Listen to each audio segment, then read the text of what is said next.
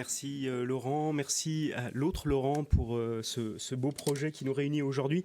Et un grand merci pour l'accueil à Christine, puisque depuis tout à l'heure tout le monde me remercie. Mais en fait c'est Christine qui a tout fait, je tiens quand même à le dire, avec Loredana. Je n'ai pas fait grand chose puisque nous sommes à Saint-Louis. On va essayer de l'acheter grand aussi. merci pour ton accueil. Je n'utilise pas de PowerPoint, c'est dommage parce que moi j'avais des photos de juges dormants. Et pas dormants au sens où ils attendaient derrière au secret comme ça, mais dormants réellement. Je ne pourrais pas vous les montrer, mais ils existent aussi.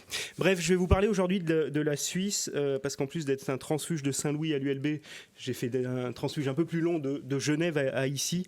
La Suisse connaît une procédure pénale unifiée que depuis maintenant une douzaine d'années, donc depuis le 1er janvier 2011. Avant cette procédure pénale unifiée, il y avait 28 procédures pénales différentes en Suisse, pardon, 26. J'ai déjà donné une indépendance en plus au Jura du Sud, pardon. 26 procédures, donc 26 cantons. Et chacun connaissait sa propre procédure, ce qui, il faut le dire, était très compliqué, qu'on soit avocat, juge, procureur ou simplement criminel. Le passage l'un à l'autre était vraiment, vraiment compliqué. Mes amis avocats s'en plaignaient assez régulièrement. Bref, il y a une unification de la procédure pénale qui a permis de supprimer deux choses. Laurent sera content sur la première, à savoir suppression du juge d'instruction. Sur la deuxième, suppression du jury populaire. Enfin, c'est ce qu'on croyait. Parce que pour une bonne raison, c'est que déjà pas peu de cantons avaient encore le jury populaire, principalement les cantons influencés par la France et par l'Italie. Et puis c'est ce qu'on croyait aussi que ça l'avait supprimé, parce que vous le verrez justement, c'est tout l'intérêt de cette présentation, c'est qu'il n'a pas vraiment été supprimé, il a plutôt été un peu modifié. La Suisse est aussi connue, et ça fera les deux objets de ma présentation, les deux parties de ma présentation, parce que la définition même des crimes, à savoir la définition tripartite que vous connaissez pour la plupart d'entre vous, n'a aucun impact sur la procédure pénale. Donc on a une définition pénale de fond, contravention, délit et crime, et puis on a la procédure pénale avec les juridictions qui en fait ne collent pas l'une à l'autre, ce qui est assez intéressant parce que dans une optique de modification peut-être en France ou ailleurs, ça permet d'avoir quelques billes dans un sens ou dans un autre d'ailleurs, vous verrez, assez intéressantes. Et puis je terminerai avec une conclusion justement sur un peu ce qu'on peut en tirer de cette pratique suisse, et notamment sur cette fausse disparition du jury populaire. Alors, dans cette première partie où je vais vous parler d'abord de la procédure unifiée et comment elle s'est mise en place, il faut relever une chose, c'est que le droit fédéral qui a remplacé toutes les procédures cantonales a en fait parlé de cours criminelles, cours correctionnels, tribunaux de police, mais ne parle pas de la suppression du jury populaire en tant que tel. Le Conseil fédéral, dans son message, donc le Conseil fédéral c'est le gouvernement suisse, il fait un message qui correspond peu ou prou aux travaux préparatoires ou autres. Il explique dans ce message qu'en pratique, il est impossible d'instituer une telle cour, il parle de la cour d'assises, du fait des débats en première instance qui sont demandés par cette procédure unifiée. Alors il faut se reporter à cette procédure unifiée, et comment est-ce que le Conseil fédéral en arrive là ? Je vous renvoie aux articles 330 et suivants du Code de procédure pénale nouveau, donc, où il est mentionné que les crimes, je vais rester sur cette terminologie-là pour l'instant, doivent siéger collégialement. Le président du tribunal doit mettre, et c'est là tout le cœur du propos, doit mettre en circulation avant l'ouverture des débats le dossier entre les juges qui vont siéger, donc entre les personnes qui vont siéger, et aucune réadmission complète des preuves qui ont été administrées valablement durant l'instruction ne peut se faire au moment de l'audience, c'est-à-dire qu'est mis en œuvre ce que nos collègues suisses appellent le principe de l'immédiateté limitée. Bref, pour résumer ça, la nouvelle procédure pénale unifiée suisse va instaurer un principe d'oralité limitée ou d'immédiateté limitée. Et c'est basé sur le fait que le dossier doit être vu par tous les membres du siège, que le Conseil fédéral a estimé qu'il fallait supprimer le jury populaire parce que le juge ne pouvait pas amener au jury populaire le dossier pour qu'il l'examine avant l'audience. Donc c'est en fait quelque chose de très pratique, ou en tout cas ça a été présenté comme quelque chose, comme des arguments pratiques pour supprimer le jury populaire, et tout en gardant la collégialité qui est nécessaire, en tout cas pour les crimes les plus graves. Alors je ne vais pas passer les 26 cantons en revue, pour une bonne raison, c'est que je ne connais pas toute leur législation, certaines étant déjà très compliquées. Je vais aujourd'hui en présenter deux, le canton de Vaud, donc Lausanne, et le canton du Tessin, qui m'ont semblé assez symptomatiques des différentes mouvances qu'on a eues au niveau de cette unification. Pourquoi je vous présente les lois cantonales ? Parce que si la procédure pénale a été unifiée, à savoir la collégialité et certains autres points, le droit fédéral ne mentionne pas comment doivent être composées les cours d'assises, enfin ce qui va remplacer les cours d'assises, que ce soit tribunal criminel, tribunal correctionnel, selon les appellations. Donc en fait, c'est les cantons qui ont chacun à leur niveau fait ce qu'ils voulaient, tout en essayant de respecter ce qui était au niveau fédéral. Donc la Suisse est un laboratoire du droit comparé en tant que tel, et c'est assez intéressant. Alors le canton de Lausanne, enfin le canton de Vaud, a fait passer une loi en 2009, loi d'introduction du code de procédure pénale suisse, donc, qui intègre le droit fédéral au droit cantonal, et met en place, alors je vous passe les détails, mais pour ce qui nous intéresse aujourd'hui, va mettre en place un tribunal criminel qui va siéger avec 4 juges, et qui connaît les infractions pour lesquelles la peine encourue est supérieure à 6 ans. Retenez bien ces termes parce qu'on va y revenir dans quelques points. Et ces juges, donc ces 4 juges, peuvent être des juges laïcs. Donc on a une nouvelle appellation qui intervient ici, des juges laïcs, d'où c'est pas l'ULB qui a écrit la loi suisse, donc des juges laïcs qui ne sont pas professionnels et qui ne sont pas formés au droit. C'est ce que nous dit le tribunal. Enfin, la loi, pardon. Ils sont nommés. Alors là, je prends le canton de Lausanne, mais selon les cantons, c'est un peu différemment. Mais ils sont nommés à temps partiel ou à temps plein. Ils peuvent exercer cette fonction à titre principal ou accessoire. Et ils sont nommés pour une judicature, nous dit-on, complète. C'est-à-dire pour 4, 6 ou 10 ans selon les cantons. Donc on a quelque chose d'assez particulier. Et on va piocher donc dans des juges laïcs auxquels on va ajouter en fait un juge professionnel. Donc on se retrouve un peu sous une inspiration allemande, ce qui est assez logique vu que la procédure pénale suisse est beaucoup inspirée de l'Allemagne.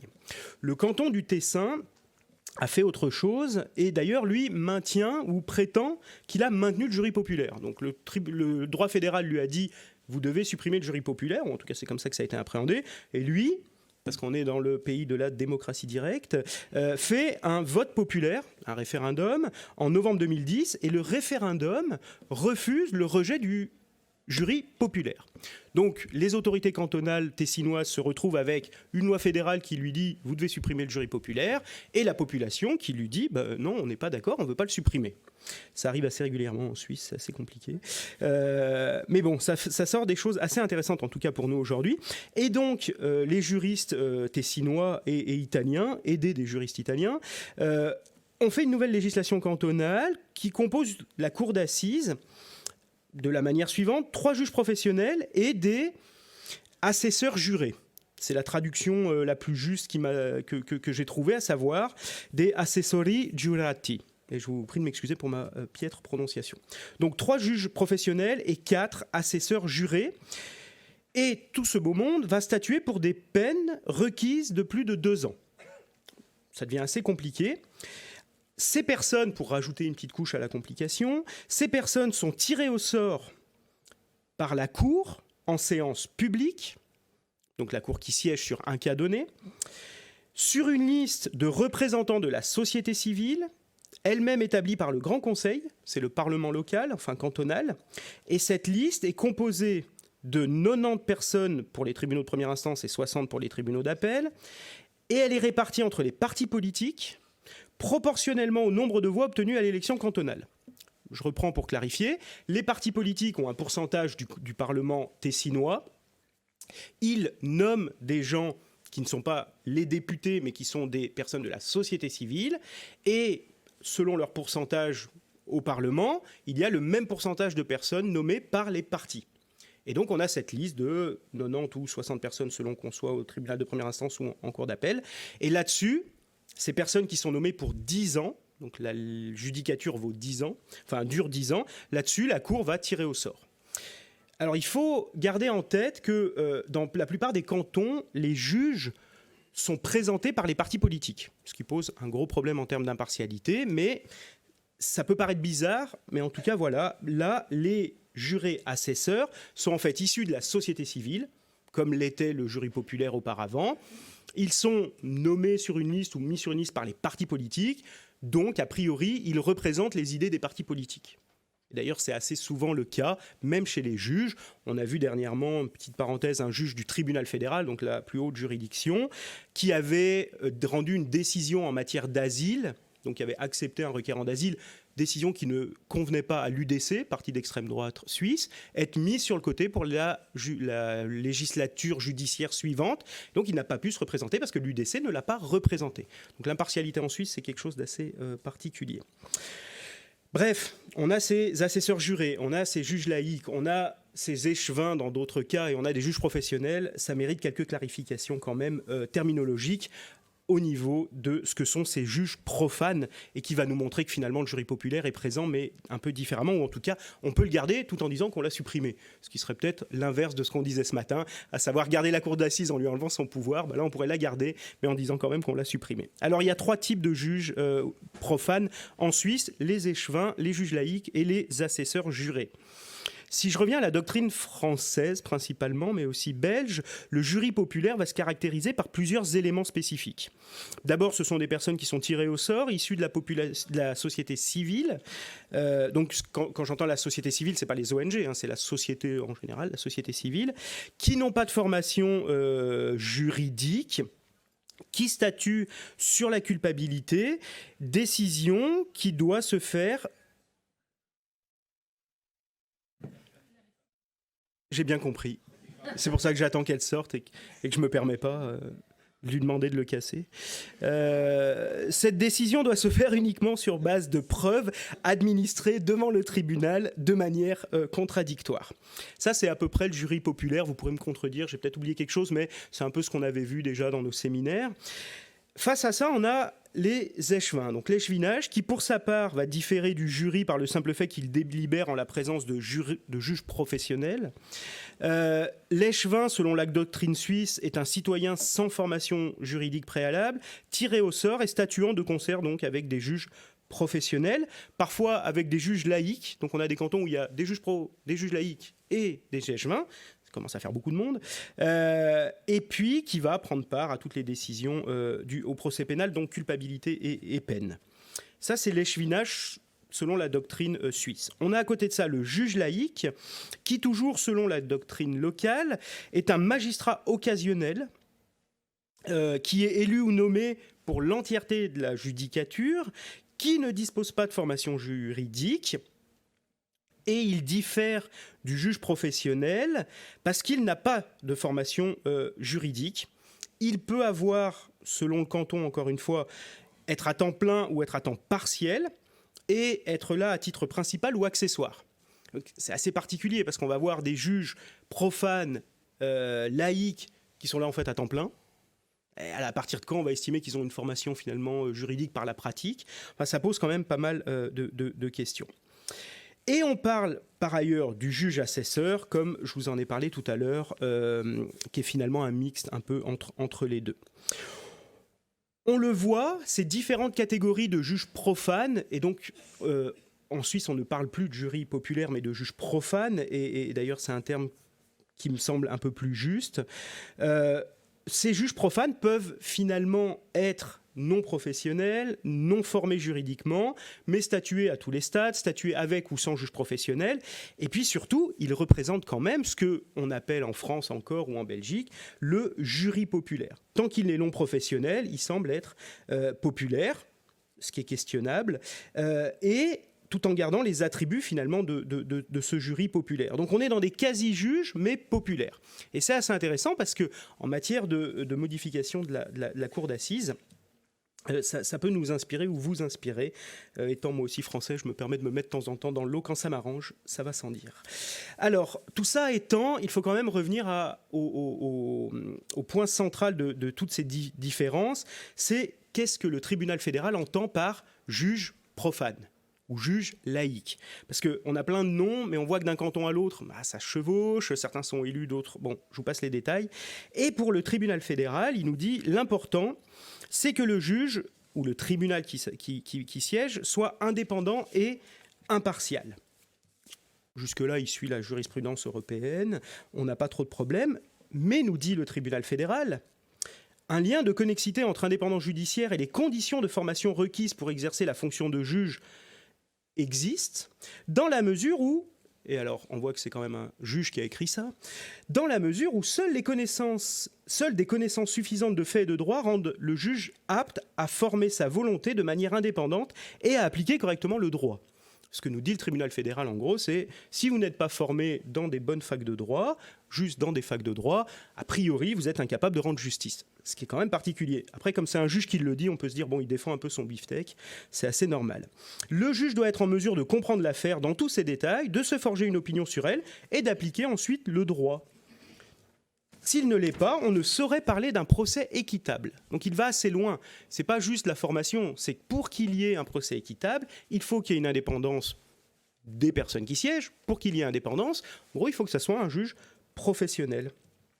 Et il rajoute, c'est pourquoi le droit à un juge indépendant, respectivement à un procès équitable, peut être atteint lorsque des juges laïcs inexpérimentés doivent exercer leurs fonctions sans pouvoir s'appuyer sur l'aide d'un professionnel indépendant. Okay. Il faudra en tout cas voir si ce juge laïque est formé au droit. Donc il mélange un peu tout ça pour nous dire en gros que pour être indépendant, un tribunal doit être formé de juges professionnels, en tout cas il doit y en avoir ici.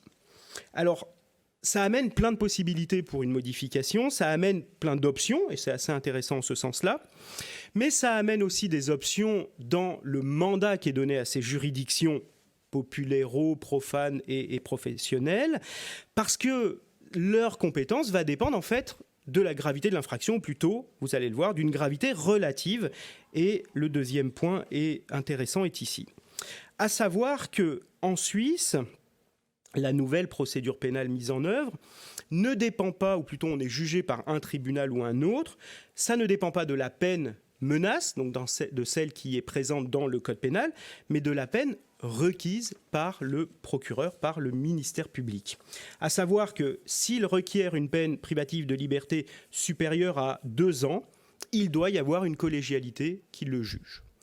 Et ce point est assez intéressant, d'une part parce que cette composition ou ce collège de juges repose non pas sur une peine abstraite, mais sur une peine concrète, celle qui est demandée.